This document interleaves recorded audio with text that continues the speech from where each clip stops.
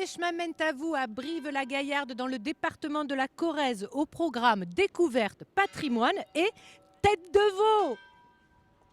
Brive-la-Gaillarde. Pourquoi la Gaillarde? C'est un lien avec la Gaillarde Gaillard, on est fort, hein. Oui, en quelque sorte, ça remonte au Moyen-Âge. En fait, tout simplement, Brive a eu ce surnom parce qu'elle était fortifiée, elle pouvait se défendre par elle-même, elle avait notamment des canons. Et c'est un nom qui va lui rester pendant très longtemps et va devenir officiel au début du XXe siècle. On voit là-bas, c'est l'endroit où a lieu chaque année le grand salon du livre, la foire du livre de Brive, ainsi que le marché au gras, des événements importants dans la ville.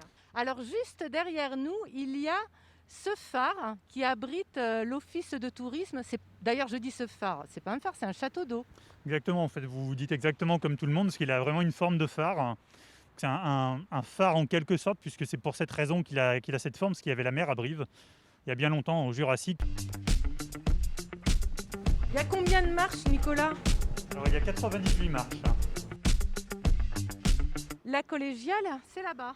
Voilà, tout à fait. La collégiale s'est installée sur un petit promontoire pour être à l'abri des crues de la Corrèze qui étaient récurrentes.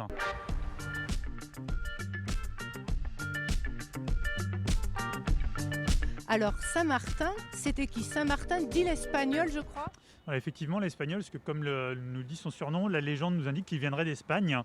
Et il vient s'installer tout simplement en Aquitaine pour vivre un petit peu en ermite. Et comme il apprend qu'à Brive, il y a des païens à l'époque, on est au 5e siècle, il va décider de les convertir. La légende toujours nous explique qu'il va être lapidé et décapité. Alors là, nous sommes dans la fameuse crypte. Tout à fait. Alors on est dans les cryptes de la collégiale. C'est une crypte archéologique, c'est-à-dire qu'elle ne soutient pas l'église. Elle a été ouverte pour des fouilles. Et aujourd'hui, elle nous permet de découvrir les restes des premières églises, des premiers sanctuaires qui ont été mis en place pour Saint-Martin, notamment les murs.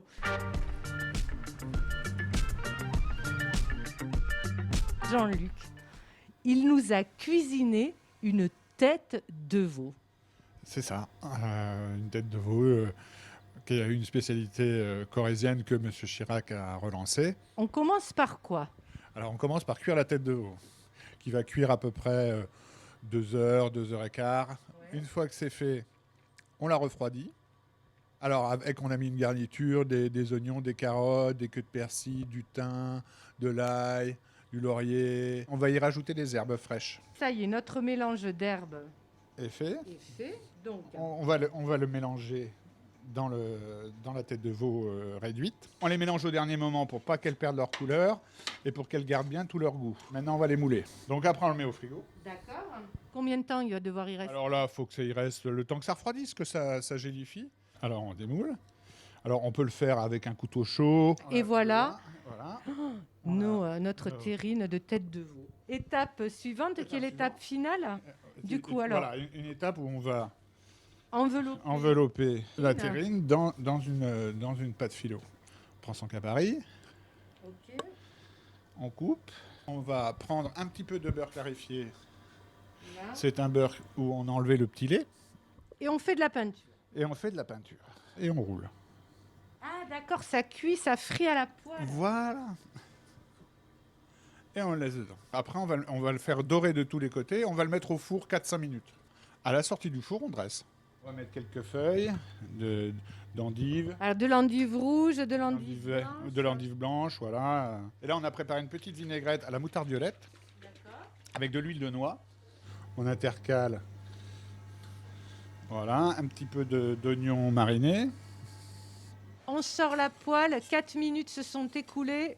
Et voilà. On peut rajouter un petit vinaigre balsamique collé, on peut rajouter quelques pointes de moutarde violette. À très vite sur les chemins, quelque part, mais toujours en Nouvelle-Aquitaine. Merci infiniment, Jean-Luc. Merci à vous.